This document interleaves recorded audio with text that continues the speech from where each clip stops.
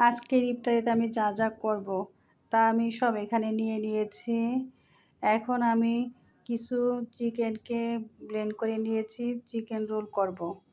তার জন্য যা যা মশলা লাগবে আমি সব দিয়ে দিতেছি পরিমাণ মতো।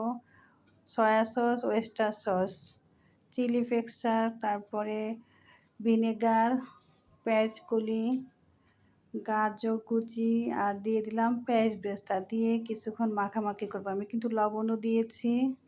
এই যে দেখেন আমার ব্যাটারটা হয়ে গেছে। এখন আমি ময়দা দিয়ে একটা ব্যাটার তৈরি করলাম। এটা আমি হালকা আঁচে পাটিসাপটার মতো করে অনেকগুলা বানিয়ে নিব। এই যে দেখেন, এখন আমি এইটার ভিতরে পুরগুলা দিয়ে দিব। এই যে চিকেনের আর গাজরের পুর দিয়ে দিয়ে একটা রোলের শেপ করব।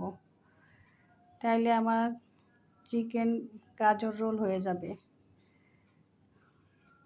এখন এই যে রোলটা আমার হয়ে যাবে, এই যে যাতে রোলটা খুলে না যায় তার জন্য আমি কর্নফ্লাওয়ার দিয়ে একটা ব্যাটার তৈরি করে ওটাতে আটকে দিলাম। এখন আমি